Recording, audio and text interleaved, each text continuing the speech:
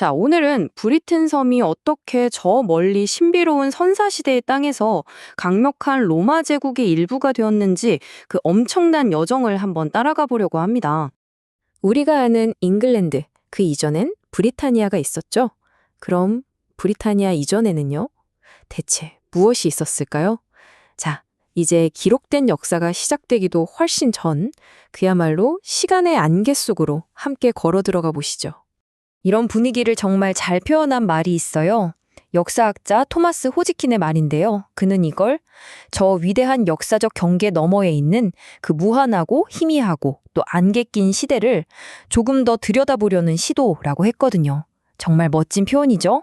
자, 바로 그 안개 속으로 한번 떠나보겠습니다. 자, 첫 번째 이야기입니다. 로마인들이 오기 전, 그러니까 이 땅에는 과연 누가 살고 있었을까요? 네, 바로 선사시대의 세계로 들어가 보겠습니다. 브리튼의 아주 초기 거주자들을 보면요. 크게 두 부류로 나눠볼 수 있어요. 한쪽은 사냥꾼이면서 동시에 예술가였던 구석기 시대 사람들이고요. 또 다른 한쪽은 기나긴 빙하기가 끝나고 나타난 농부이자 건축가였던 신석기 시대 사람들입니다. 생활 방식이 완전히 달랐죠. 구석기인들이 동굴에 살면서 동물의 뼈에 정말 놀라운 그림을 새겼다면 신석기인들은요, 농사도 짓고 옷감도 짜고 훨씬 더 발전된 문명을 이뤘다고 볼 수 있습니다. 자, 그럼 여기서 질문이 하나 생기죠. 이 엄청나고 신비로운 스톤헨지, 이거 도대체 누가 만든 걸까요? 보통 많은 분들이 켈트족이나 드루이드교를 떠올리시는데요. 근데 사실은 조금 다릅니다. 정답은 놀랍게도 바로 그 신석기인들입니다. 켈트족에 나타나기도 전 시대의 사람들이죠. 심지어 이들은 금속 도구를 전혀 쓰지 않았어요. 생각해보세요. 쇠로 된 도구 하나 없이 저 거대한 돌들을 옮기고 또 저렇게 정교하게 세웠다는 거잖아요.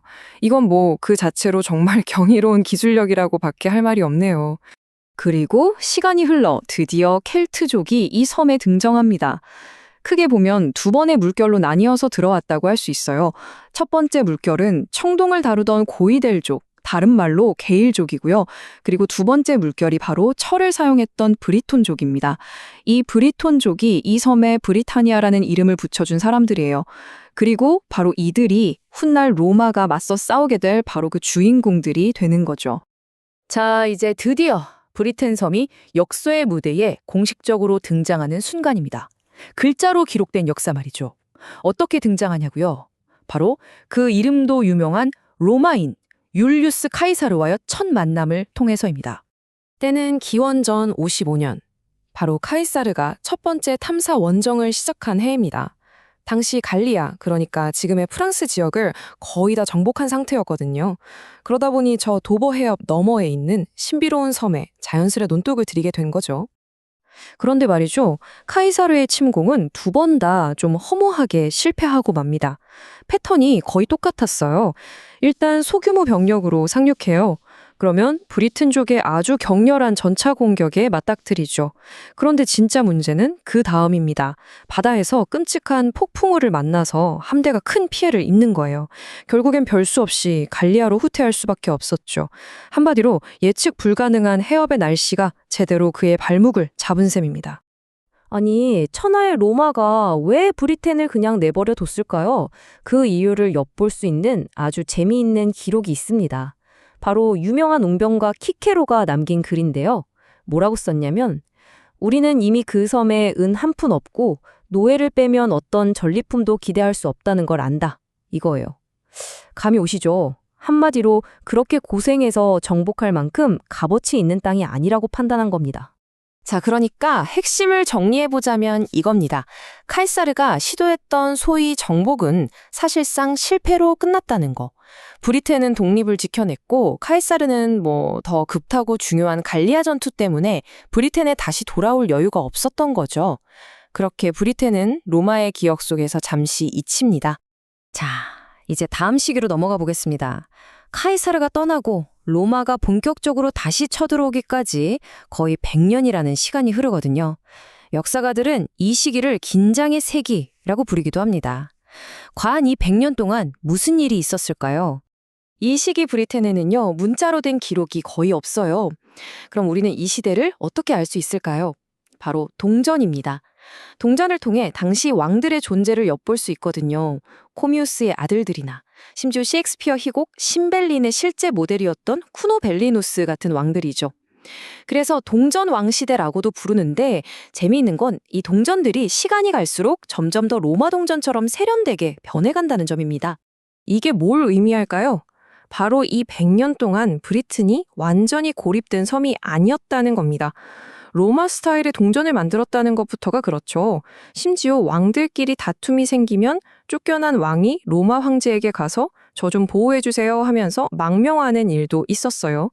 그러니까 독립국은 맞는데 정치적으로나 경제적으로나 로마와의 끈이 점점 더 끈끈해지고 있었다. 이렇게 보시면 됩니다.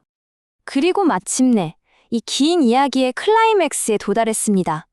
카이사르의 실패를 딛고 로마의 깃발이 브리튼에 꽂히는 순간이죠. 바로 브리튼이 로마의 속주가 되는 마지막 장입니다.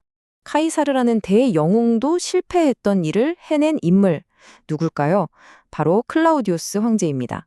사실 이 사람은요, 신체적인 약점 때문에 황족들 사이에서도 좀 무시당하던 인물이었어요. 그런데 바로 그가 서기 43년에 브리튼을 제국의 영토로 만들어버린 그야말로 의외의 정복자였던 겁니다. 자, 여기서 규모를 한번 비교해 볼게요. 카이사르가 두 번째 원정 때 끌고 온 병력이 대략 2만 1천 명 정도였습니다. 물론 이것도 당시로서는 어마어마한 규모였죠. 그런데 거의 100년 뒤에 클라우디우스가 보낸 군대는요, 무려 5만 명에 달했습니다. 거의 2배가 넘죠. 이 압도적인 숫자의 차이, 이게 모든 걸 말해주는 겁니다. 이건 더 이상 탐사가 아니에요. 그냥 이 섬을 완전히 정복하겠다는 총력전이었던 거죠. 서기 43년의 정복 과정은 정말 신속하고 결정적이었습니다. 아울루스 플라우티우스라는 장군이 4개 군단을 이끌고 왔는데요. 재미있는 일화가 있어요. 처음에는 병사들이 아니 사람이 사는 세상 밖으로 가서 어떻게 싸우냐 하면서 반란을 일으키기도 했대요. 하지만 결국 매드웨이강 전투에서 결정적인 승리를 거두면서 전세가 기울었죠. 그리고 마지막 순간 클라우디우스 황제가 직접 브리튼에 와서 최종 승리를 선언합니다. 그리고 브리튼의 수도였던 카몰로드눔이 함락되면서 모든 게 끝났죠. 카몰로드눔의 함락. 이건 그냥 한 도시가 무너진 게 아니었습니다. 브리튼의 한 시대가 끝났다는 걸 의미했죠. 마침내 이 신비로운 섬은 로마 제국의 속주 브리타니아가 되었고 수천 년간 이어져 온 길고 긴 고립의 시대는 그렇게 막을 내렸습니다. 자, 이렇게 정복은 끝났습니다. 하지만 이건 끝이 아니었죠.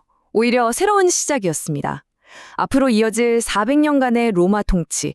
과연 이 시간은 이 섬을 어떻게 그리고 얼마나 영원히 바꿔 놓았을까요? 그 이야기는 또 다른 거대한 역사의 문을 여는 열쇠가 될 겁니다.